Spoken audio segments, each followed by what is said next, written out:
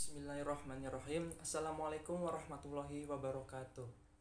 Perkenalkan, nama saya Alif Zuri Triswanto dari kelas Tadris IPSA semester 2 dengan nomor NIM 2108104017. Di sini saya akan membuat sebuah video tentang materi konsep dasar geografi untuk memenuhi tugas UAS mata kuliah konsep dasar geografi yang diampu oleh Bu dosen Septi Resmalasari MPD. Untuk mempersingkat waktu, saya akan langsung masuk ke materi yang pertama, yaitu sejarah dan perkembangan geografi. Nah, yang pertama itu sejarah.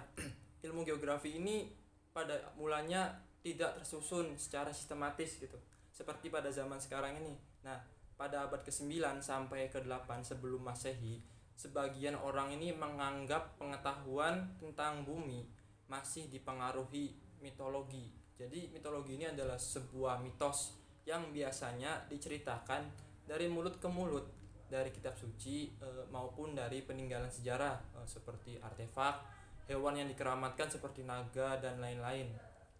Nah, lalu pengetahuan tentang aspek-aspek alamiah dan insaniah ini pada awalnya hanya disampaikan oleh orang lewat mulut ke mulut juga. Lalu sedangkan pada masa era kekhalifahan Abbasiyah ini, Khalifah Harun ar-Rasyid mewajibkan para generasi mudanya yang ada pada zaman itu untuk mempelajari, memperdalam dan bahkan menerjemahkan naskah-naskah kuno pada zaman Yunani dengan menggunakan bahasa Arab gitu sebagai terjemahannya. Di antara hasil penerjemahan naskah-naskah kuno tadi itu menghasilkan beberapa buku. Nah, salah satunya itu adalah buku yang berjudul Geografia. Buku tadi membahas tentang ilmu geografi. Dari sinilah akhirnya banyak para anak muda, pelajar ataupun ilmuwan lahir sebagai pakar geografi muslim. Yang kedua ada konsep dasar geografi. Nah, konsep dasar geografi ini merupakan sebuah rancangan atau gambaran objek, proses ataupun apapun yang berkaitan dengan ilmu geografi. Ada 5 konsep yang harus selalu ditemukan dan dikaitkan. Diantaranya adalah penyebaran, fungsi, bentuk, dan proses terjadinya konsep tersebut. Sedangkan menurut Ikatan Geografi Indonesia itu, dalam mengkaji objek materi yang dipelajari manusia, untuk memahami geografi ini sebaiknya menggunakan 10 metode atau 10 konsep dasar.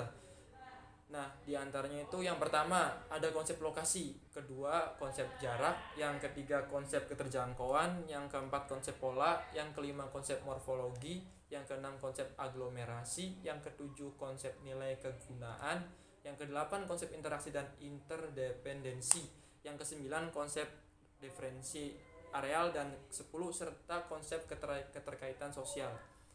Yang ketiga ruang lingkup dan tujuan geografi.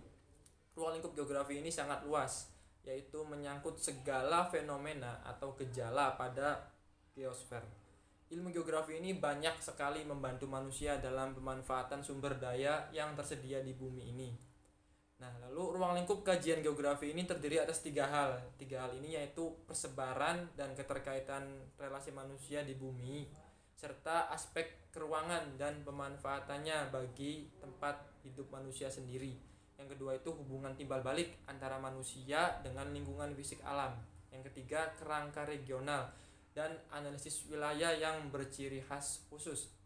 Namun jika kita berbicara dari sisi Islam gitu kan, memandang sebuah ilmu geografi, kita akan mendapatkan sebuah ilmu bahwasanya di dalam alam semesta ini ada banyak sekali pelajaran yang bisa kita ambil.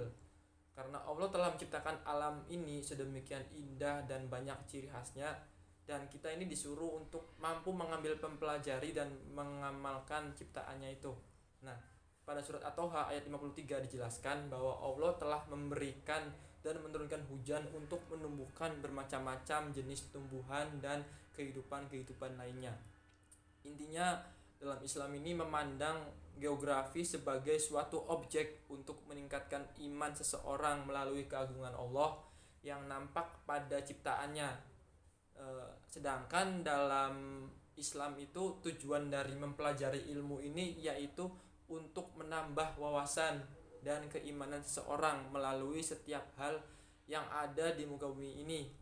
Jadi jika kita memandang geografi dari sisi Islam, maka jelas banyak sekali dampak positifnya, yaitu kan tadi dijelaskan bahwasanya untuk meningkatkan wawasan, menambah wawasan, dan serta menambah keimanan kita untuk bagaimana kita bisa mengimani segala ciptaan Allah yang ada di alam semesta ini.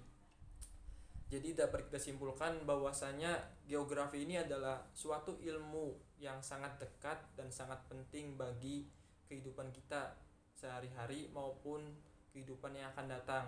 Geografi ini bisa membawa kita serta membuat kita menjadi manusia yang lebih peka dan lebih baik lagi dalam mempedulikan lingkungan sekitar maupun hal-hal yang mencakup alam semesta ini.